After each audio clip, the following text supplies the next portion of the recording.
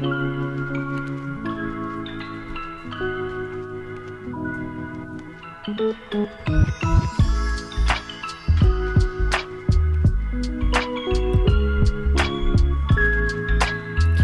afternoon. Today is May 2nd, and you are listening to the live feed of the Indigified podcast, sponsored by the Great Plains Action Society. Right here on KWTN 100.9 FM, Allen, Nebraska. The Big Voice Radio, official radio station of the Winnebago Tribe of Nebraska. As always, all opinions shared are not a reflection of the Winnebago Tribe of Nebraska, the Big Voice Radio station, or the Great Plains Action Society. What's up, everybody? We're back. We're back. Again. No. So, yeah, a lot has changed. As you probably notice, we are missing someone. However, he is out chasing his dreams. So we want to just tell Brandon, we wish him the best of luck. But we're here. We're here for season 2. And, yeah, so a lot has happened in between our seasons. So I'm going to let Monica go ahead and do the mental health check-in. And what's been up? So mental health check-in. I was really sad at the end of last season. I was going through a lot. I was sad girling. Obviously, I'm doing better. I feel a lot better. I feel really good. I'm super excited to be back here. Season 2, episode 1. Yes. Season 2 is going to be so amazing. Yes. Lots of changes. I've made lots of changes in my life, so I feel really good. I feel like I'm back on my path. Yeah, that's good. That's really good. I know that I was going through a rough time. I still kind of am. Just a lot of things going on in my own personal life, but I mean, overall, I feel like the world is burning, but here I am. I'm still here. So, a phoenix, baby. Yeah. So we just want to encourage everyone, if you haven't checked out the first season, to go ahead. You can find us on Spotify, our iHeartRadio. We have the YouTube. We have TuneIn. We're on Apple and Google Podcasts. So please go check us out. I think our first season had small businesses. We had Chasing Dreams, ICWA, things like that. So today we are going to focus on MMIR, which stands for Missing and Murdered Indigenous Relatives or Women. I like to use the R acronym because I think it's more personal when you speak about these people in a personal, kind of a tie or connection. And it's very inclusive to children, to women and men.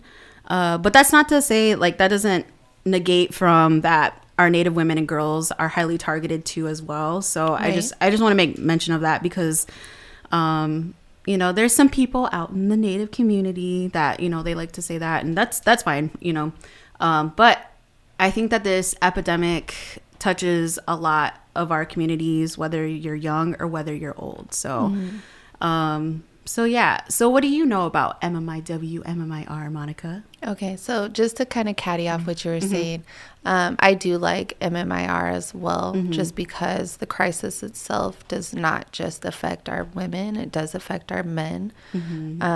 And I think it's important to involve them in these conversations because it's so easy to focus on our women, our girls, our two spirits, but it's not just non-existent in our male community as well. So I do really like the relative acronym. As far as what I know that it is a crisis. I know that it is an issue and that specifically Indigenous women go missing at a much higher rate than any other cultural group, but yet we have one of the smallest populations of a cultural group within this region. It affects us here in the United States. It affects our neighbor relatives in Canada and Mexico, and we need more awareness. Absolutely. Yeah. So I feel like this is one of the busiest times of the year for me.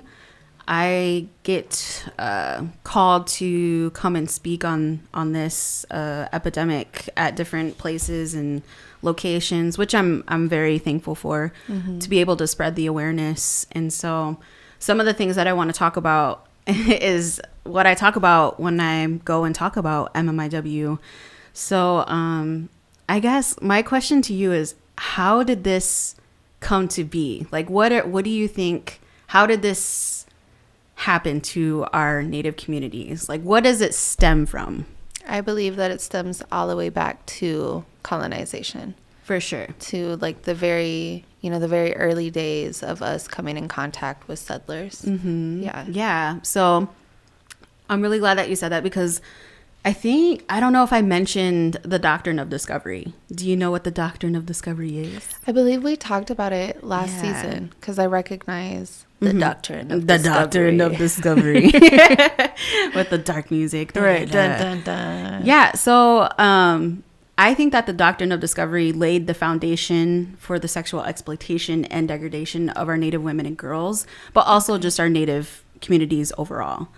And so I think that this stems from colonization, but also it has leaked into every facet of society, whether it's pop culture, whether it's music, whether it's in our own Native communities. And so I wanted to dive a little bit deep into that. I like saying that. Yeah. Dive deep into that conversation. Because there's so many things that MMIR encompasses, whether it's sex trafficking, whether it's the uncle, the uncle that is doing things to our children. And before I get into that too, I apologize. I should have done a trigger warning. So if you are tuning in, please make sure we are going to talk about some heavy topics today. So please make sure that you are practicing self-care before, during, after. I think Morningstar Counseling is a resource here within our little area here. But to just reach out and, if you're having a hard time with this certain topic, just to reach out to someone and talk about it. Because it's not easy, but we must talk about it. So right. And if you don't have anyone to reach out, then me and Trisha are not always available, but we do try to respond to messages that for sure. That pertain to the show and our work lives outside of the show. So yeah. So when was the first time that you heard about MMIW or MMIR? Oh, that's a good question. So honestly, I guess I could say I was pretty young, but it would take it into like pop culture. And I was like watching Pocahontas. No. So like in Pocahontas, right, it's very like vanity. Like you don't see it for what it is in Pocahontas. But what is that movie? Like I wasn't allowed to watch it. That's how bad it's a Disney movie with Tinkerbell, Peter Pan. What? So I wasn't allowed to watch Peter Pan specifically because of the way that the Native girl was treated and portrayed, or even just the way the Native Americans were portrayed in general in that movie. But I know there's like a scene where the little Native girl is like tied up and she's like, even though it's like a Disney movie, like she's being sexualized through the movie. So yeah, I wasn't allowed to watch that growing up. Dang. Yeah. I don't even remember that, to be honest. So yeah. I'll have to check that out. And apparently they have like a new, because you know how Disney is redoing all the old revamping. cartoons. No. Yeah, they're revamping. Revamping the same stuff. Right. No. So you know how they're doing like they're taking the animated movies and they're making them like live action. So I had just seen a post on my Facebook feed. So I don't know if it's true or not, because you never know.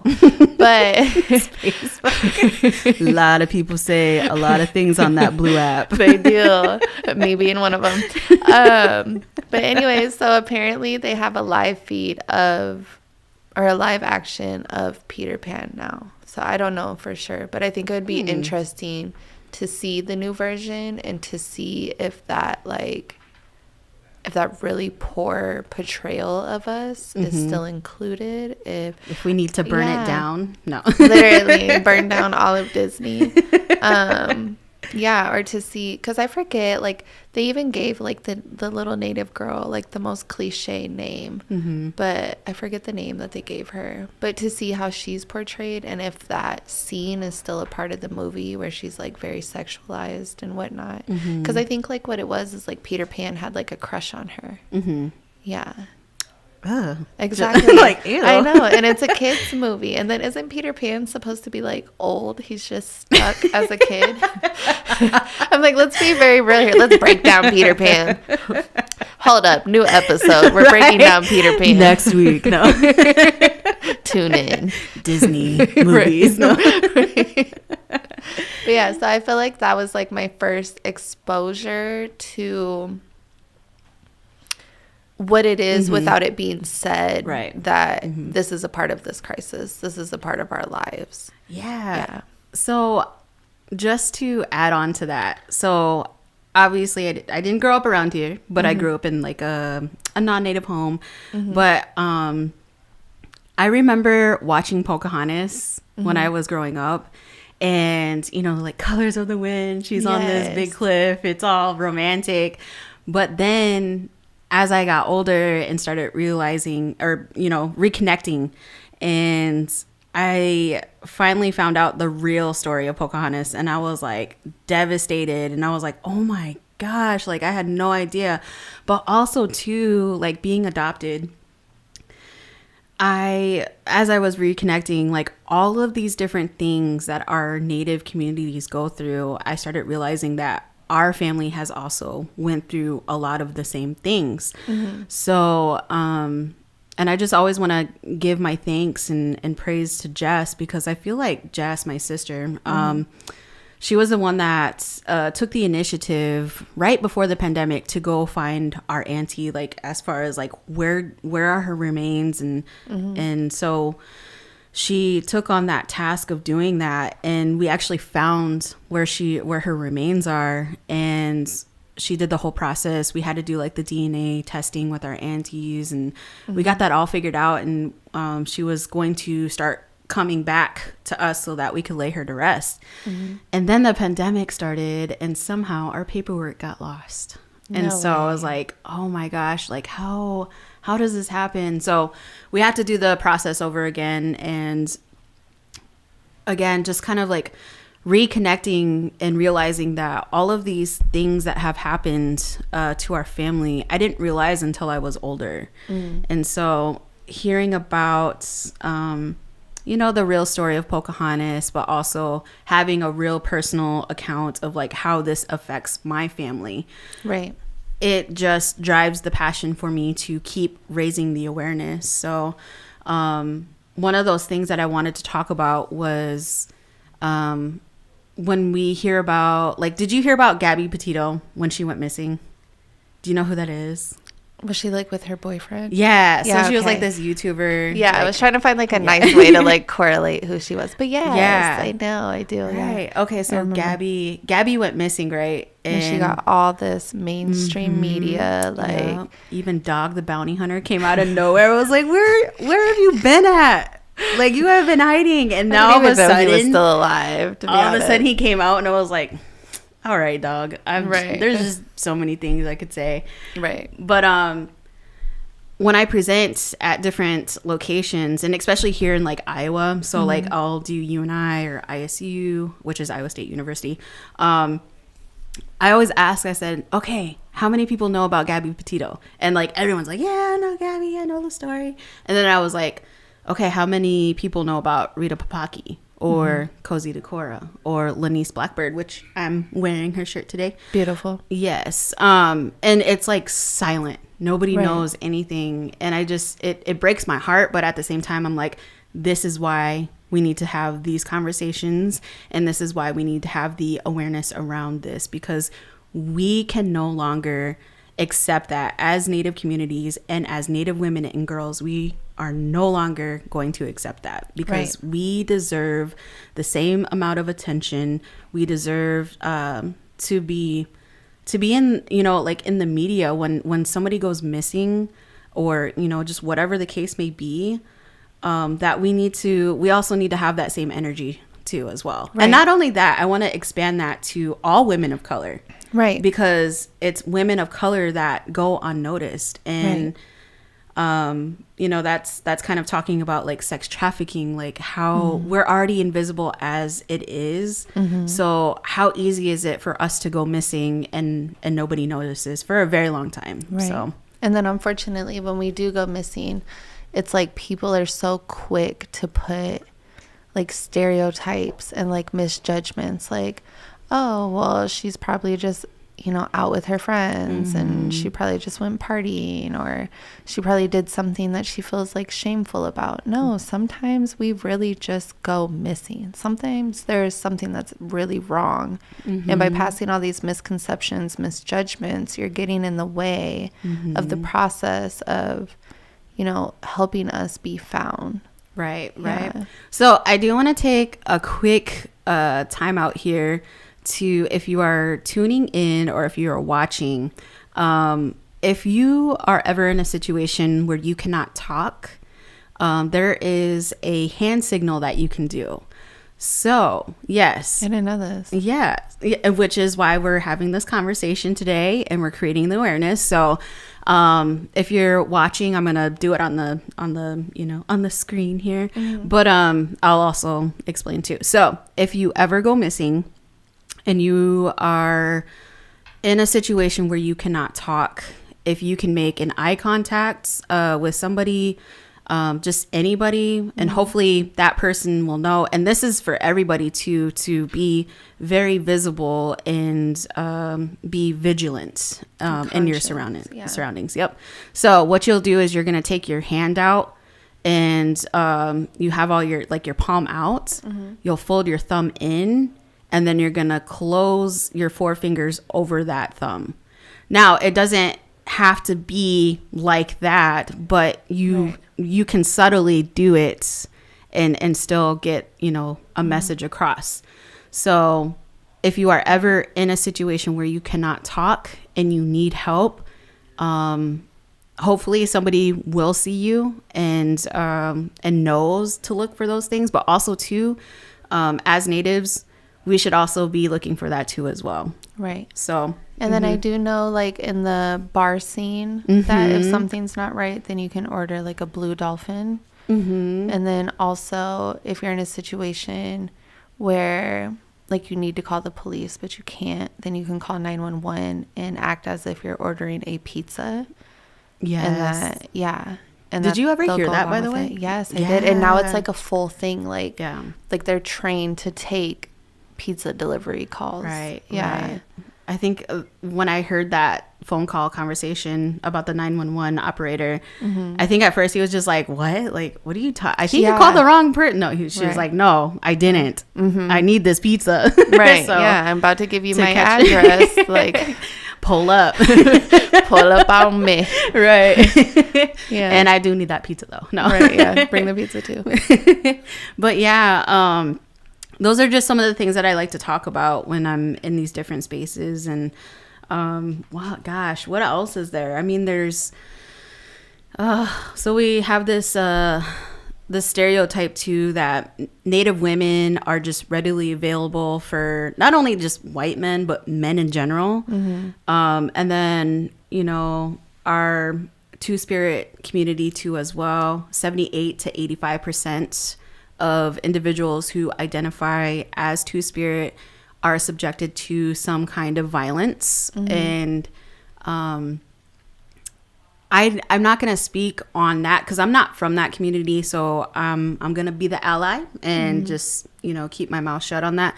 But I do want to say that we do have a interview on Great Plains Action Society's YouTube page with Lenny Hayes, who is from the community, and he breaks it down and he does it so good. So, but yeah, I wanted to make sure that is at least said because we also need to make space for our Two-Spirits. Absolutely. And if ever you hear someone that's making like a homophobic statement or a homophobic joke or anything like that, please speak up for that community. Because call it out. Sitting there and just allowing stuff like that to go on does nothing. Yes, call it out. Yes. And then if you have the energy, call it in. I think, you also have to like kind of put up your own boundaries. Like, what are you going to, do, or, how much are you going to do? But yeah, calling it out is most important. So, right. Yeah. So I don't know what else there. I mean, is there anything that you want to talk about when it comes to the MMIW crisis? So I do want to say, when I had first moved back to Sioux City, which I just hit like 2 years, maybe like last week, on May 5th, we had the MMIR like community gathering, and then the weather was all crazy. And so we had to go to the Urban Native Center. And I just want to say that coming back home and having that event directly after, considering everything that I went through that brought me back home, was just so beautiful. Like, it made me feel like I made the right choice. Like, I felt warm. I cried a lot that day listening to all the stories. Yeah. I actually went home and my parents were already in bed. So I climbed in bed with my mom and I just cried my eyes out, and she just held me for a second. And she was like, okay, so what's wrong? And I was like, you remember all those times growing up when I would just like take off and I wouldn't answer the phone? And I used to get annoyed with you because you would always leave me the same voicemail, and you would always say, Monica, where are you? This is your mom. I'm worried that you're somewhere in a ditch.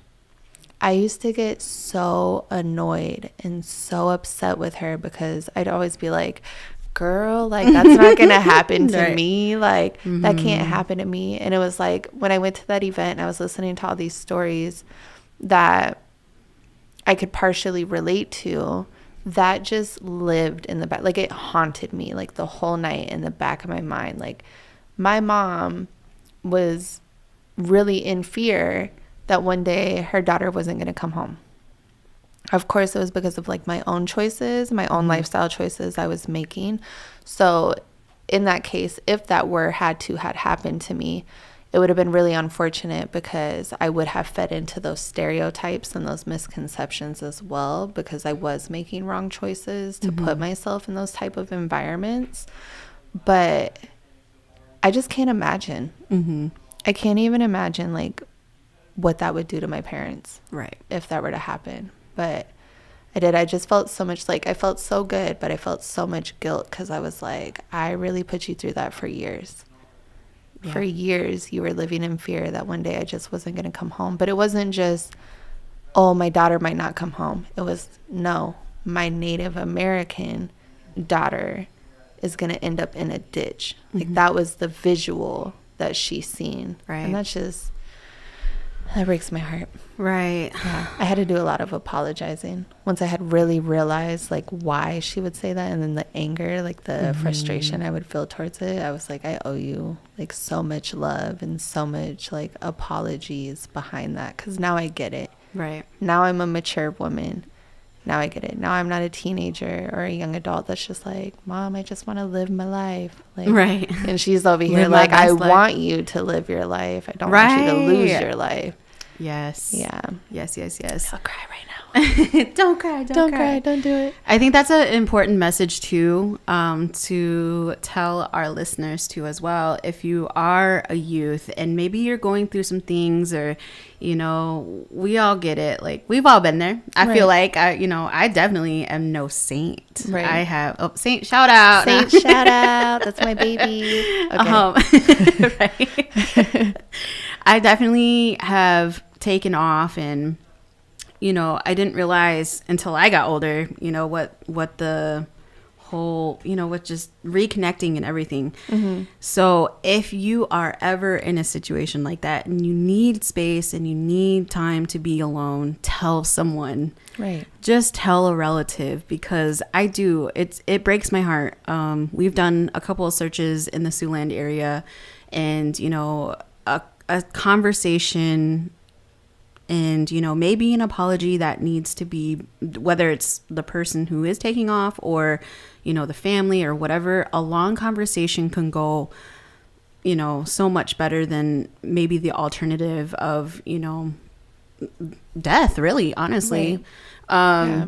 And sometimes it's not easy to talk, but it's necessary. Right. And I feel like when we're younger and we're not as mature, then we fear those conversations. Yes. We fear that our families are going to tell us that we're like over exaggerating, or that we're lying about something, or we're going to be punished and like grounded, or, you know, now they get their phones taken away or whatever. I don't know. I used to get grounded. It was crazy. It was cool. Back in those days. Yeah, back in those days, I got grounded and I couldn't have the house phone, but whatever. I didn't have Facebook. My and stuff cordless like house phone. I had one of those see-through plastic ones. I thought I was so with the cord. I thought it was so cool. But even if you have a fear behind that conversation, at the end of the day, you're planting a seed. Mm-hmm. You're letting someone know, hey, I'm dealing with this. Mentally, I'm dealing with this. Socially, I'm dealing with this. You know, so that way at least somebody knows. Because if something were to happen, then at least someone has an idea of where to start to figure out how to help you. Yes. Yeah. Yep. Period. I didn't know that about your personal experience with the MMIR events that we've done in Sioux City. And it's crazy that you mentioned the weather, because I feel like last year and the year before we did it the first 2 times, the weather was crazy. Yeah. Every single time that we did that event, like it was tornado, like somewhere off in the distance. And yeah, it was. And then what was it, the first year we did it, we had our canopy fly up. Yeah. Literally flew up as Lenny's Blackbird's family was speaking and just tore. And so, yeah. Shout out to those ThunderClan spirits. Yeah. I was like, okay, all right. I got y'all now. Yeah, like, they're going to let you know they're there. I was like, okay, all right. Bringing all that healing energy. Yeah, so this year we're doing an MMIR Indian taco and bake sale. I don't know if we can get that pulled up on the screen, but this year we are going to I'm partnering with Jesse Saul, who does Chief Tacos, and we're going to do the Indian taco and bake sale fundraiser. This is going to go towards our MMIR powwow that's coming up this summer. And I'll talk about the MMIR powwow here in a little bit, but I just want to plug in everybody that it's going to be May 5th and 6th. It's 11 a.m. to 7 p.m. at St. Paul's Indian Mission in Sioux City, Iowa.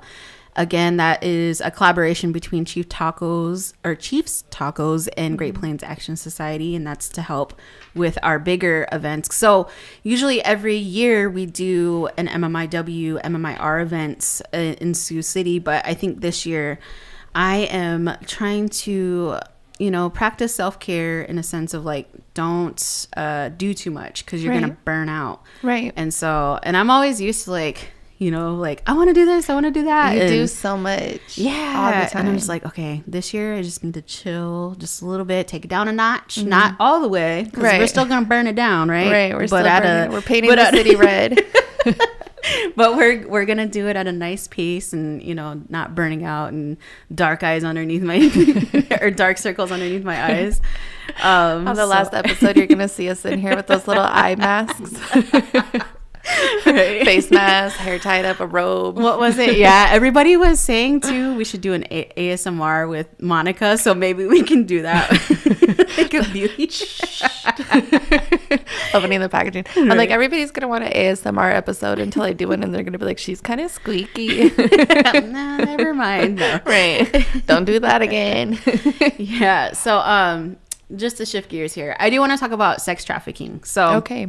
We are in the tri-state area. So we're actually in Winnebago, Nebraska, which is one of the reservations between there's Sioux Falls and Omaha, Nebraska, and then there's Sioux City. Like, we're all in this little corridor, right? And so and we're not that far away from like Minnesota and like the Dakotas, and so have you heard anything as far as like sex trafficking happening in these areas? Like, have you seen anything? Because I always hear all these stories about like women being at Walmart or, just some really scary personal accounts. Have you heard anything? Like, so I do see those on Facebook like quite often, where people will be like inside Walmart and someone will like approach them as they're walking out and try to like snatch them up. Or there's like the other times where they started doing like staging, like where they would leave like a car seat, like a baby's car seat, like in a parking lot. And then when like, someone would go to check, when someone would go to check the car seat for a baby, then that's when they would like grab them. So I've heard about those. I don't see a lot on like our news stations, which I don't know, which it started coming off kind of weird to me after I had did the sex trafficking workshop with you last year. I'm like, hey. Yeah, which was like, oh my gosh, that was so much. It was so eye-opening. But there was like one part of one of the days that we did where there was a screen and it was like, can you identify the sex trafficker? And so I'm sitting and I'm really looking at these people, really judging them. And I was like, okay, I think it's that one and that one. And then it ended up being the whole grid. The whole grid were people who had sex trafficking crimes charged against them. And to see that and to never see anything like that, like on the news, is kind of like, okay, so we're ignoring it. Are we not addressing it? Are we just not catching on? Are we not helping people? Like, are we not saving these people that are going into, the sex trafficking world? Yeah. I think that has to do with media too. Like that's an obligation. And I think, again, media has created such like a whitewashed lens, right? And it stems from just all of, the systemic racism and oppression of people of color. But also, I think, when it comes to, like, I'm glad that you brought that up, because sex trafficking can happen between relatives. It can happen between friends. It could be as simple as finding someone on social media or online gaming. So that is something that I definitely want to talk on and touch on, because and shout out to Set Me Free, because we were trained. We went through this whole kind of going through the curriculum. Please check out Set Me Free, the Set Me Free projects. They are amazing. They do talk about sex trafficking prevention and things like that. Also, Great Plains Action Society, we offer that too as well. Like we'll have those spaces, but we also do self-defense and like financial literacy, things like that through Malika. I love to talk about those things, and it's all about building power within our own communities, and how are we going to address this situation, especially when we have CO2 pipelines that are crossing into our or nearby our reservations, but also just in general. So but to go back to the grid, right? That grid. Yeah. So the grid, I love doing that part of the workshop, because it does open your eyes that sex trafficking is, to me, we get this this image of like the creepy old white man in the white van type of thing, which not to say that it doesn't happen. It does happen, but it's harder for perpetrators to actually physically pick somebody up and like, throw them in a van and whisk them away without being noticed, right? So without being noticed, you have to build this relationship of trust, right? So you have to mentally like get into someone's mind and build that trust with them. And so just to define what sex trafficking is, it is basically a transactional relationship. So if you are giving sex in order to gain something, whether it's food, housing, money, anything like that, that is considered sex trafficking. And this can happen, again, between family members. This could be a friend. I guess, when I want to talk about social media and online gaming, because Yeah, social 'cause media those is are a the big ones. especially we have our, our youth that's on TikToks and, our Snapchats, and, that's great and everything. I'm not saying, you can't do that, but also too, you're opening yourself up to whoever is going to be viewing your profiles, your Right. Snapchats, anything like that. And let's say, I always use this example, like on Facebook, right? Let's say we have, a youth that is going through something and they go to social media. I hate my mom so much. I hate it here. I wish I could go away or whatever. Nobody loves me. Nobody loves Nobody me. understands me. You're Yeah. opening yourself up to a potential predator, right? So if somebody sees that, and let's say your settings are on public, and they know where you live, they maybe even like if you're posting pictures of where you're at in high school or like Right. in school in general, or Right. like just wherever you're at. Family photos too. Now they know that you have a sister. Now they know that your mom, who your mom looks like, or, just things like that. So Right. creating the awareness on social media. So if I go and post that, then that opens myself up to the whole entire world. And the world may not have the best intentions for me. Somebody Right. out there may not have the best intentions for me. Right. So now they know where I live. They know where I go to school. And maybe they're gonna follow me home.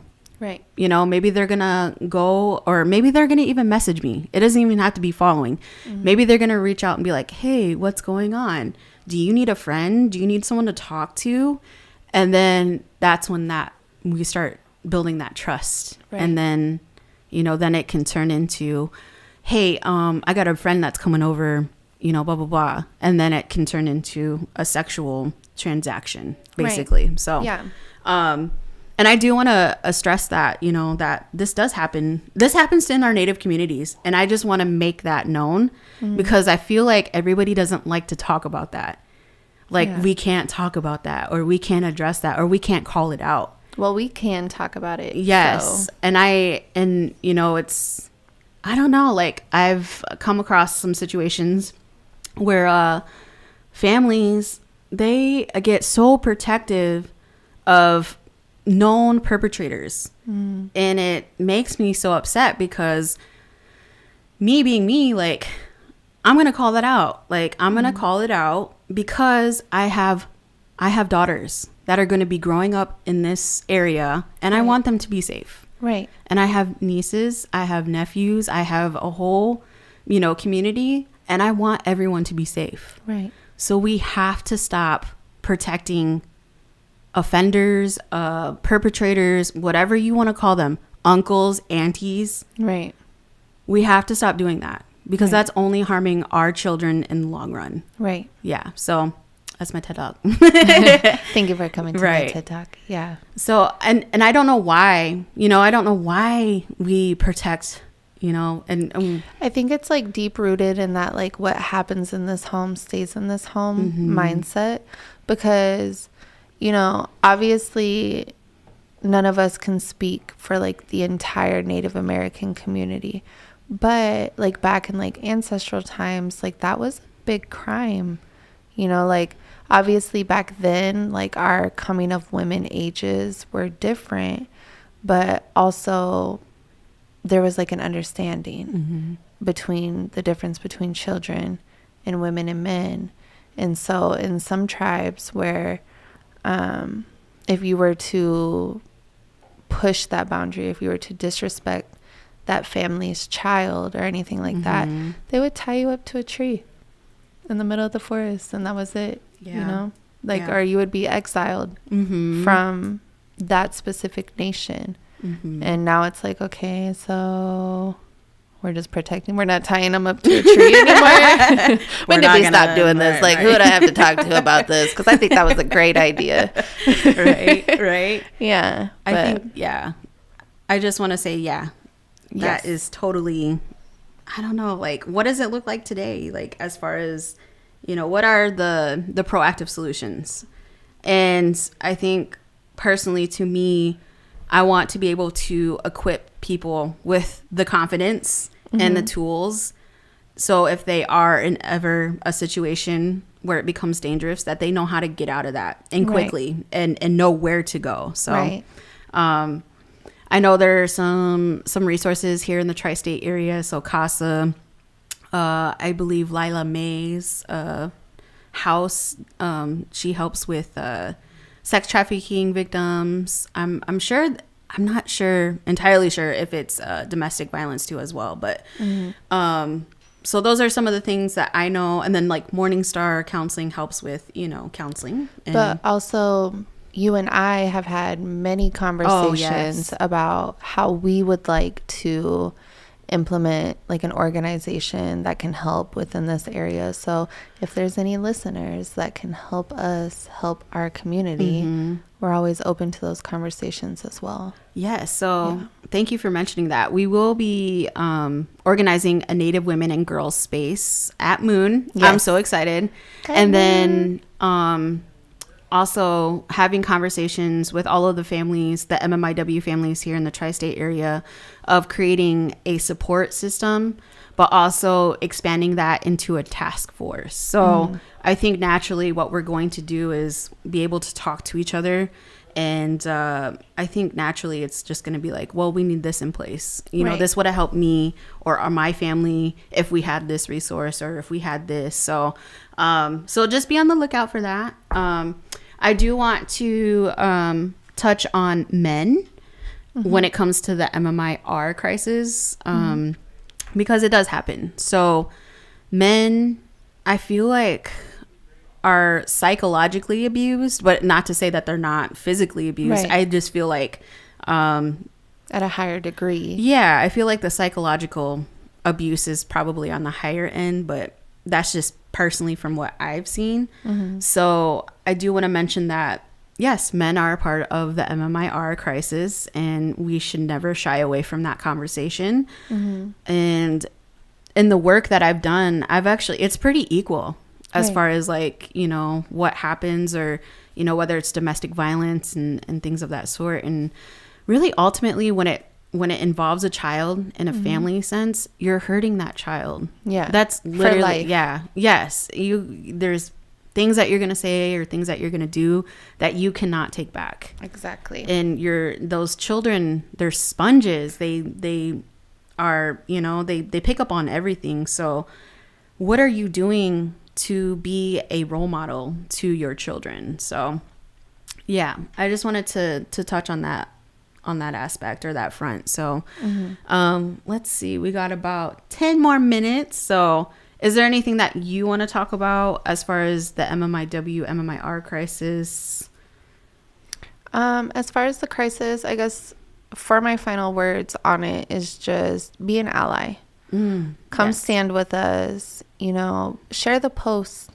I think that's one of the easiest things that you can do. We sit on our blue apps all day, and when you come across something, share it. Maybe you're not going to get likes on it. Maybe you're not going to get comments, but people are going to be scrolling and they're going to see it. And maybe that person's going to share it too, whether it's a post about someone who's actively missing, or if it's a post to raise awareness about someone, who has been found unalived and their families need help with the cost or with childcare. We lose moms, we lose dads so often, and then these kids are left here in the world without them.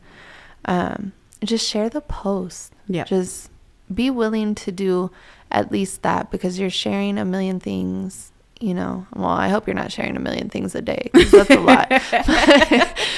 Y'all need to go. No judgment. You need to take a break from social media. No judgment. But, you're sharing so many things per day, and it's our social norm now to sit on our phones, to scroll, to share, to comment, to like. It's just like it's embedded in us. So when you see a post, just share it. Yep. Help raise the awareness in any way that you can. I don't need you to, organize a whole rally in downtown Sioux City, but if you can share a post, could do that though. No. We can definitely do that. It has been done. But if you can share the post, even if it doesn't feel like you're helping, you're helping. Right. Yeah. Right. I do want to mention too that MMIW, MMIR also encompasses systems. So I always think about Zachary Bear Hills and what happened with Zachary. He had a mental health episode while he was traveling back home on a Greyhound bus. And then they kicked him off the bus. And then he was basically stranded in Omaha, Nebraska. But it was so hot out that day. And so already experiencing a mental health episode on top of being thirsty and literally just not in the I shouldn't say the right state of mind, but not in his state of mind that is, you know, his norm to help himself. Yeah. So we had Omaha Police Department, or no, the first officer came up and was trying to help him and, you know, gave him some water, but then, you know, he didn't pose a threat to anybody or himself. He was just, you know, experiencing a mental health episode. But the second time that these officers, there's another group of officers that came and basically brutalized Zachary. And then they said it was something with he was experiencing a delirium or like a episodic delirium. I forgot what the technical term is, but basically like placing the blame back on Zachary and his mental health. And I was like, why? Like that is not okay. And we see that a lot within the MMIW, MMIR crisis is that hypothermia. Well, how did someone get out in this area and then just, like it was hypothermia that was the ultimate case? No, it's not. How did they get out there? There's a reason why they were out in this location and it was freezing. Right. Or, you know, they were intoxicated or, you know, just things like that. Like, no. Right. And it's frustrating because that's basically like the, you know, on the certificate of death, like, boom, there it is, blah, blah, blah. Case closed. We're not going to talk about it no more. So, so there's different challenges, especially on like a federal level. We have like federal funding, but a lot of that is red tape. So they're like, yeah, we have all this money, but also you have to do all of these things, like these guidelines and grants and, you know, deadlines that you have to meet and things like that. And we don't have the time to do that. Not to say that we don't, but we need the help now. Right. We don't need, you know, different guidelines and this and that. We need help now because our communities need the help. Also to like tribal data. So pulling data from our communities and then not seeing the financial help because you extracted from our communities. I see a lot of that. Don't do that. Don't do it. Don't do it. It's not cute. It's not cute. No touchy. Right. But before we close out today, I do want to talk about the MMIR powwow. This was something that the late Terry McCauley family had reached out to myself, and Great Plains Action Society. So it is going to be July 14th through the 16th at Riverside Park in Sioux City, Iowa. This is the second year that they are doing it. And basically what I would like to create is an awareness around this crisis on, you know, whether it's tribal communities coming together in this one space and then the city, because I see, like, you know, living in Sioux City, Iowa, we have our tribal members that live off the reservation, but that doesn't mean that this crisis goes away. In fact, we fall through the cracks. We are in a space that really just doesn't even see us, you know? So our hope with the powwow is that it is going to be long-term, sustainably something that we can do every year to, you know, help the families with healing, but also just to come together and raise the awareness of the MMIW, MMIR crisis. And also, you know, like I want everyone to have a good time. So like economic boost with our vendors, whether they're far or near. And so, yeah, this is a 3-day powwow. And last year, I think they only did a 2-day powwow. And so everybody wanted the extra day. That extra day. That extra day to powwow. And plus it's 2 weeks before Winnebago and the Omaha powwow. So I think that it's going to be great to, you know, bridge Sioux City and encourage people from Sioux City to also plug into the Winnebago and Omaha powwows, because we're so close and people need to know. They need to know that natives are here. We've always been here. We're not going nowhere. So, but I do want to shout out to all the sponsors who have donated so far. Big Voice Radio is actually going to be live streaming, so I'm super excited about that. But yeah, if you want to become a sponsor, just reach out to us. You can visit us on www.greatplainsaction.org / I think it's MMIR powwow. And there's a form. We are going to start reaching out very, very soon. I just needed to get this whole week done because we have the fundraiser and then also events. So we have the round dance in Omaha, Nebraska. That's on May 4th. I believe Project Beacon is going to be doing that. And then we also have the walk here to honor, our MMIR. And that is going to be at 11 a.m. I believe that's in the parking lot of the Human Resources building. And then, there's, I cannot talk about the Berkshire Hathaway meeting. So Great Plains Action Society, we're going to be in Omaha, Nebraska on Saturday at noon. And we are going to be outside of the Shy Center. And this is where the Berkshire Hathaway shareholder meeting is going to be. And the reason for that meeting or that event is to raise awareness around Mid-American coal plants that are north of our reservations. And they are proposing to release their waste into the Missouri River. And so the Berkshire Hathaway shareholder meeting is basically all of the financial oomph behind, Mid-American. And so I'm encouraging everyone in the Native communities to show up, and we're going to have a round dance.